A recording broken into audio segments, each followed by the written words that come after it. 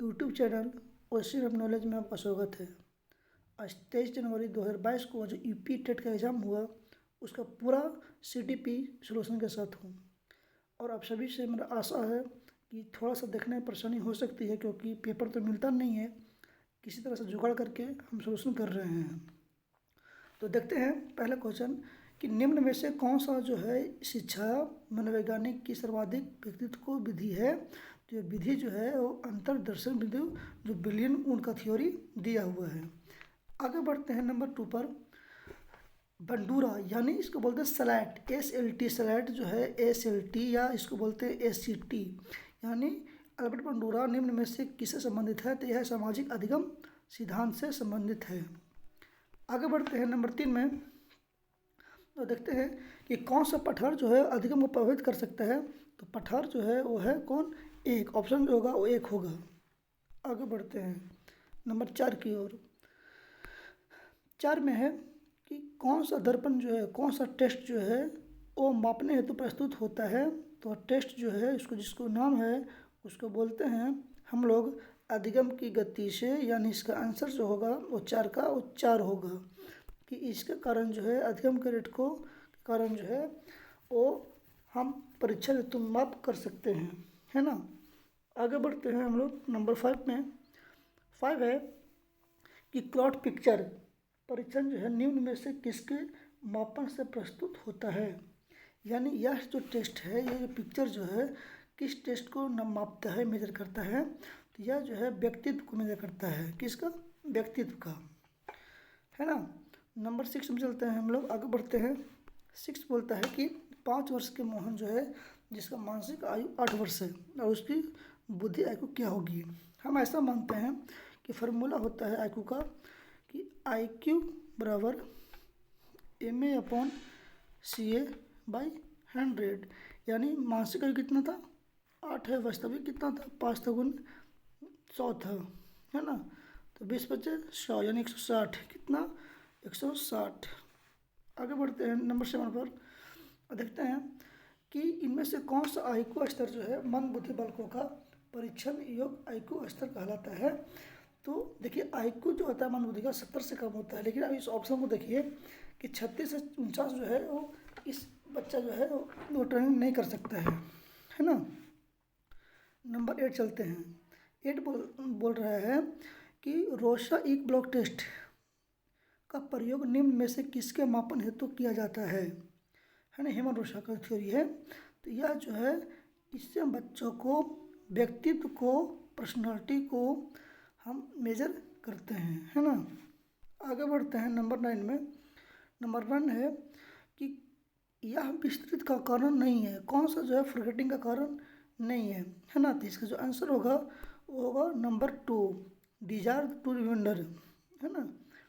आगे बढ़ते हैं हम लोग नंबर 10 में कि वह विज्ञान जो संख्यात्मक पदार्थ के एकत्र करने, विभाजित करने, प्रयुक्त करने, तुलना करने और व्याख्या करने की विधि से संबंधित है वह क्या कहलाता है। वह जो कहलाता है सांख्यिकी कहलाता है ना।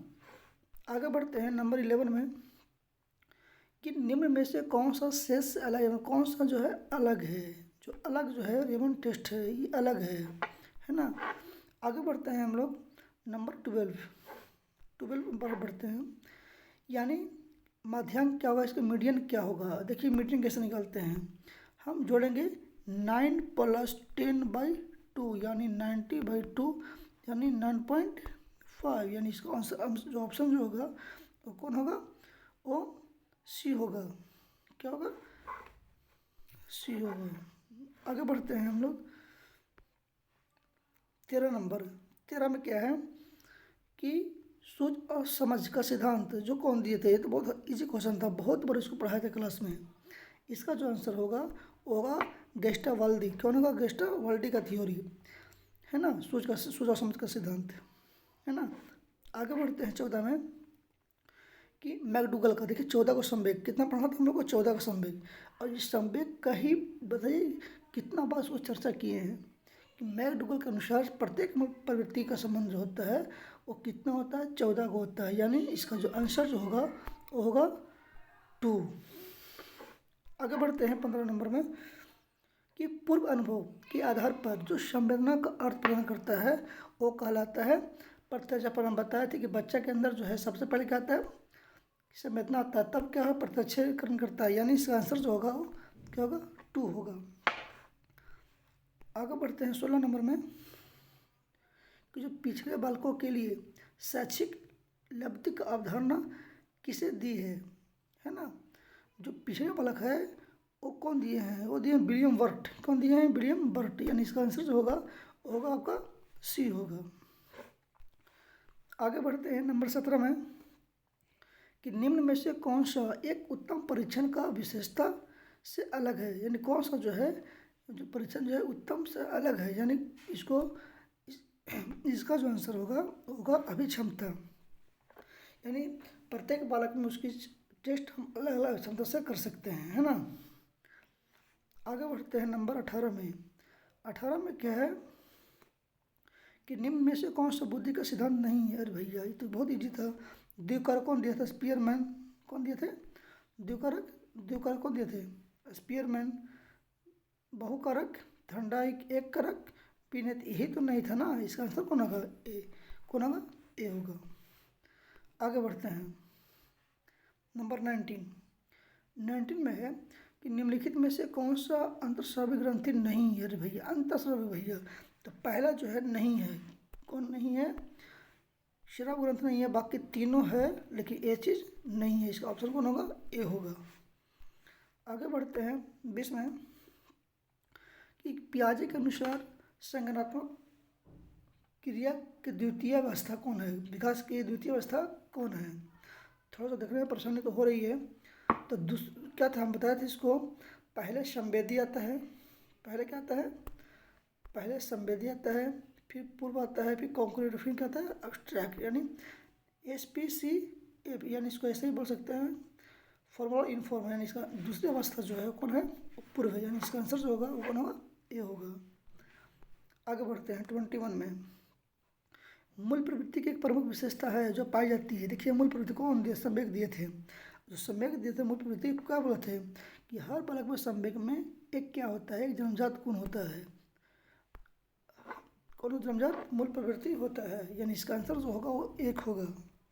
22 आगे बढ़ते हैं 22 में कि भारतीय संविधान में 6 से 14 वर्ष के बच्चों के लिए निःशुल्क एवं अनिवार्य शिक्षा का अधिकार निम्न में से शामिल है, या जो शामिल है वो 21 के ए में, यानी इसका आंसर जो होगा वो ऑप्शन नंबर 3 होगा। इसके बाद बोला गया है कि हर बच्चा को जो है 6 से 14 वर्ष के बच्चों को शिक्षा जो है वो निःशुल्क और अनिवार्य देना चाहिए। आगे बढ़ते हैं 23 नंबर में। 23 में है क्रिस्मर ने व्यक्ति को निम्न में से किस प्रमुख प्रकारों में वर्गीकृत किया है, यानी वर्गीकृत तीनों में किया है ना, यानी इसका ऑप्शन इन सभी हो जाएगा। आगे देखते हैं हम लोग 24 में कि टेट TET जो बोलते हैं हम लोग, टीचर एबिलिटी टेस्ट जो होता है, इसका उद्देश्य क्या है, इसका उद्देश्य जो है वो है, इसका उद्देश्य जो है वो आपका अभिक्षमता को मापता है, किसका अभिक्षमता को मापता है, यानी जो है इसका ऑप्शन जो होगा वो होगा बी। आगे बढ़ते हैं हम लोग, बढ़ते हैं 25 में। 25 बोलता है कि संगणन का सिद्धांत निम्न में से किसकी व्याख्या करता है। जो संगणन का सिद्धांत है वो किसकी व्याख्या करता है, तो व्याख्या करता है मेमोरी का, यानी स्मृति का, है ना। आगे बढ़ते हैं हम लोग 26 में और बोल रहा है कि निम्न में से शारीरिक विकास का प्रभावित करने वाला कारक क्या हो सकता है।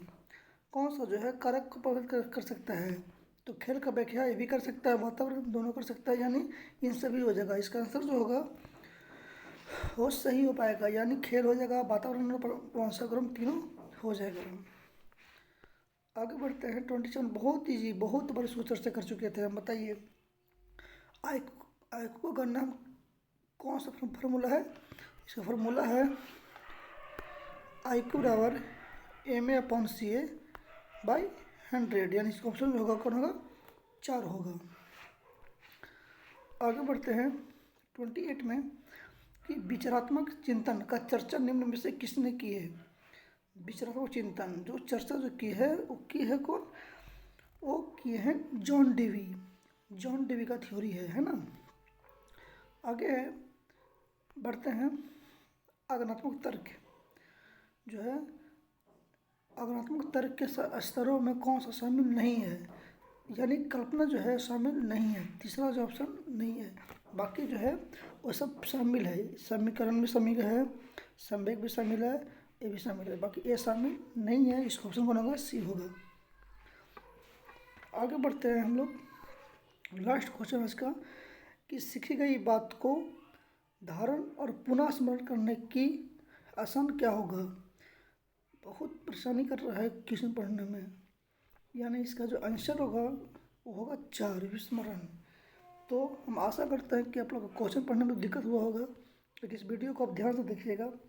और हम ये अकॉर्डिंग टू मेरा आंसर हम आशा करते हैं कि 30 में से जो है वो कम से कम 28 नंबर तो पक्का आना चाहिए, यानी 30 में से 28 नंबर जो है पक्का आना चाहिए, है ना। तो आज यही था जो यूपी टेट एग्ज़ाम हुआ था। उस यूपी टेट एग्ज़ाम में हम जो है सीटीपी के साथ एनालिसिस करने आए थे। हम होपफुली हम आशा करते हैं कि आपको 30 में से 28 नंबर पक्का आएगा। तब तक के लिए धन्यवाद, गुड नाइट।